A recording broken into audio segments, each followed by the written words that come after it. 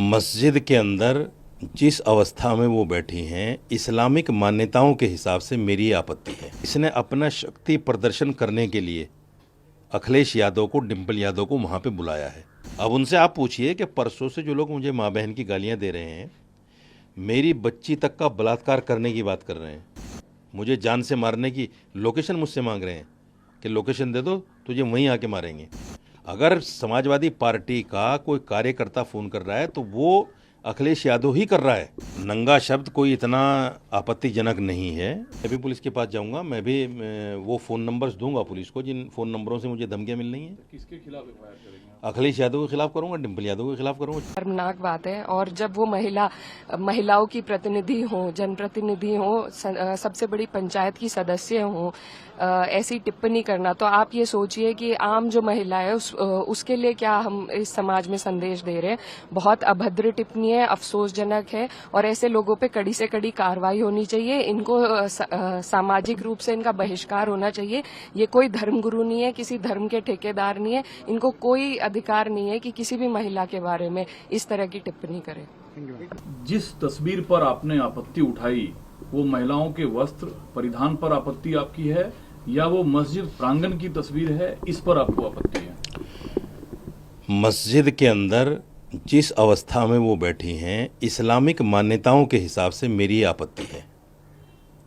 Islamic मान्यताओं में इस तरह से मस्जिद में बैठना ठीक नहीं है, और उसका सबसे बड़ा उदाहरण इकरा हसन है जो उनके बगल में बैठी हुई हैं। उनको उससे सीख ले लेनी चाहिए थी कि ये मुसलमान हैं, जिस तरह से ये बैठी है मैं भी कम से कम इस हालत में बैठ जाऊं, इस तरह से बैठ जाऊं। आप अकेले मौलाना हैं, वहाँ भी तो एक मौलाना है जो अब सांसद भी हैं। वो अब मौलाना थोड़े रह गया, वो तो सांसद हो गया। आप ही ने तो कहा सांसद हो गया वो। दूसरे ये है कि वो तो अनऑथराइज बैठा हुआ है। तीसरे ये है कि वो समाजवादी का सांसद है। आपने देखा नहीं, उस फोटो में आप देखिए, मैं दिखाता हूँ आपको, उस फोटो में कैसे गुलामों की तरह हाथ जोड़े हुए बैठा है। ये देखिए किस तरह से, किस अवस्था में बैठा हुआ है, बिल्कुल ऐसे जैसे अपने आका के सामने बैठते हैं। तो इसकी हिम्मत हो सकती है, समाजवादी पार्टी का ये सांसद है, इसकी हिम्मत हो सकती है अपनी सुप्रीमो की वाइफ से ये कहने की कि आप गलत अवस्था में बैठे हो। मस्जिद की मर्यादा, सबसे बड़ा मुजरिम तो यही है, सबसे बड़ा मुजरिम। एक तो इसलिए मुजरिम है कि ये अनऑथराइज बैठा है, इसने अपना शक्ति प्रदर्शन करने के लिए अखिलेश यादव को, डिम्पल यादव को वहाँ पे बुलाया है ताकि लोग मेरी ताकत को पहचान सकें, जो लोग उसको निकालने के पीछे पड़े हुए हैं वहाँ से कि मेरी पहुँच कहाँ तक है। अखिलेश यादव मेरी एक बात पर आ सकते हैं। दूसरी बात ये, मैं तो उसको मौलाना इसलिए नहीं मानता कि अगर वो मौलाना होता तो इस्लामिक मान्यताओं को सामने रखते हुए वो तुरंत टोकता और वो ये कहता कि अखिलेश यादव जी, मस्जिद दुनिया की बातें करने के लिए नहीं है, चलो अगर बातें करनी है तो हम अपने रूम में बैठते हैं। उसका मकान भी 5 स्टार से कम नहीं है, जो मकान उसने बनाया है उसमें टीवी सब कुछ लगे हुए हैं, बैठने का अलग से हॉल है, उसमें चेयर वगैरह सब पड़ी हैं, टॉयलेट में उसमें लाखों रुपए लगा रखे हैं, तो वो वहाँ भी बैठ सकते थे। लेकिन उसके अंदर हिम्मत नहीं थी। जब अखिलेश यादव बैठ गए तो उसको वहीं चाय लानी पड़ी, वहीं उनको नाश्ता कराना पड़ा और वहीं बैठकर बात करनी पड़ी, जो इस्लाम के बिल्कुल खिलाफ है। ये एक डेमोक्रेटिक कंट्री है, इस देश का अपना एक फ्रीडम है, महिलाओं को चॉइस है कपड़ा क्या पहनना है नहीं पहनना है, ये आप डिसाइड कर रहे हैं। ये सीधे तौर पर महिलाओं के अधिकारों का हनन, और जिन शब्दों का आप इस्तेमाल कर रहे हैं वो ठीक है? इसी लोकतंत्र में एक संविधान है हमारा। संविधान ये कहता है कि हर धर्म की अपनी मान्यताएं हैं, उन मान्यताओं को मानना, उनका प्रचार प्रसार करना, इस लफ्ज़ पे गौर कीजिए आप, प्रचार प्रसार करना, ये भी मेरे मौलिक अधिकारों में से आता है। तो मैंने उसी का तो प्रचार किया है जो मेरा संविधान मुझे कहता है। कि मेरा संविधान मुझे ये कहता है कि अपने धर्म के अकॉर्डिंग अगर कोई आदमी अनादर कर रहा है मस्जिद का, तो उसको आप कहिए कि ये अनादर कर रहे हैं आप। मैंने यही तो कहा कि आप अनादर कर रहे हैं। काफी शब्दों को तो दिखाया चलाया जा रहा है, ये नंगा शब्द इस्तेमाल करना कितना जायज है? देखिए, नंगा शब्द कोई इतना आपत्तिजनक नहीं है, क्योंकि समाज में भी ये लफ्ज़ बोल दिया जाता है। अब जो लड़कियां शॉर्ट पहन के चलती हैं, हर कोई उनको देख के बोल देता है नंगी जा रही हैं, हालांकि वो बिल्कुल नंगी नहीं होती, लेकिन बोल दिया जाता है कि नंगी जा रही हैं।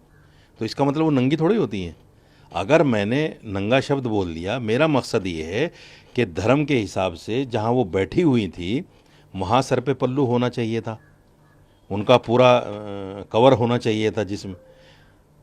इससे भी बड़ा सवाल मैं आपको बता रहा हूँ कि जिस आदमी ने वो फ़ोटो खींचा है वो समाजवादी पार्टी का ही तो नेता होगा कोई।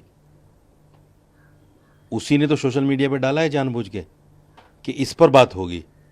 किसको भड़काने के लिए, किसको अपमानित करने के लिए? मुसलमानों को जलील करने के लिए, मुसलमानों को अपमानित करने के लिए, और मुसलमानों को ये दिखाने के लिए बेवकूफ़ो जाहिलो, तुम्हारा वोट लेकर हम जो है पार्लियामेंट पहुंचते हैं, हम एमपी बनते हैं, हमारे 35-36 एमपी आते हैं, हम नहीं समझते तुम्हें कुछ भी।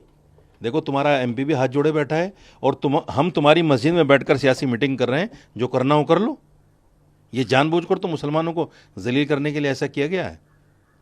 पूरा समाज गुस्से में है।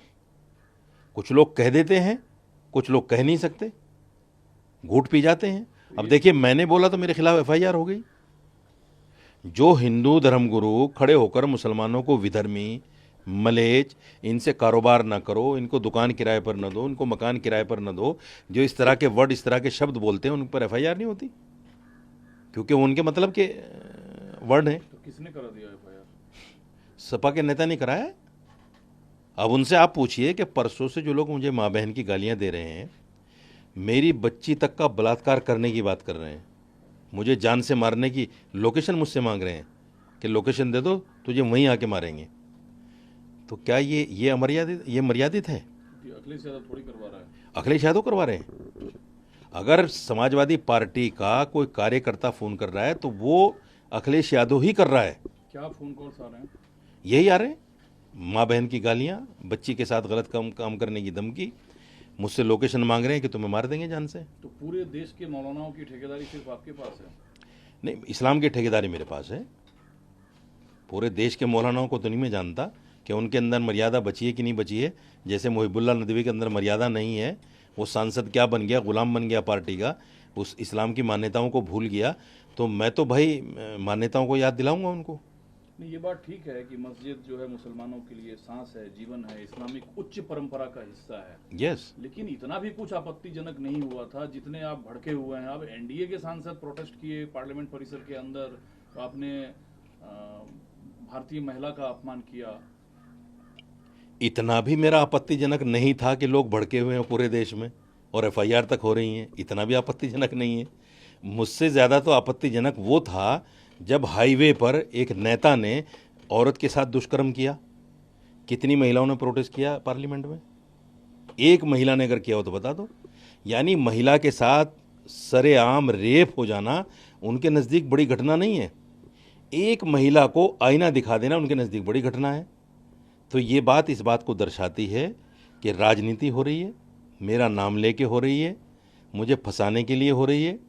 मैं चूँकि मुसलमान हूँ, मुसलमानों को नीचा दिखाने के लिए हो रही है और ये बताने के लिए हो रही है कि मुसलमानों की कोई हैसियत इस देश में नहीं है। तो मुसलमान आप हैं तो बात भी तो आप मस्जिद की कर रहे हैं, कोई मंदिर की तो कर नहीं रहे हैं। यकीनन करूँगा, चूँकि मैं इस्लामिक धर्मगुरु हूँ, इस्लामिक स्कॉलर हूँ, तो मैं बात मस्जिद की तो करूँगा। फिर मुसलमान क्यों डराएगा आपको?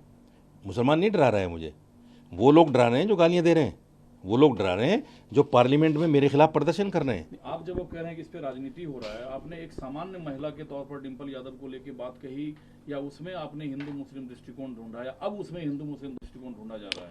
मैंने हिंदू मुस्लिम कहा ही नहीं। मैंने ये कहा कि अगर एक मुस्लिम महिला भी आई वहाँ, उसने अपने आप को जो इस्लामिक मान्यताएं थी हैं उनके हिसाब से रखा। आप देख लीजिए फ़ोटो, मैं आपको दिखा देता हूँ, देखिए आप। देखा हुआ है। तो वो फ़ोटो इस बात को दर्शाता है कि इस्लामिक मान्यताएं यही हैं।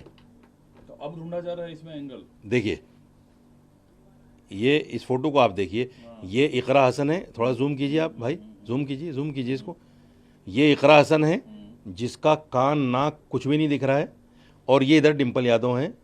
सवाल ये है कि ये फ़ोटो जिसने खींच के भेजा है, आपत्तिजनक फ़ोटो, उस पर एफआईआर करेंगे क्या अखिलेश यादव? कान नाक तो पुरुष के भी दिख रहे हैं, नहीं, महिला का क्यों नहीं दिखे?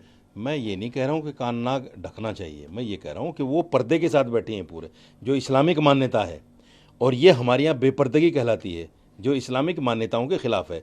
जिस आदमी ने ये फ़ोटो खींचकर सोशल मीडिया पे डाला है, क्या अखिलेश यादव, ये समाजवादी पार्टी के नेता, उस पर केस करेंगे?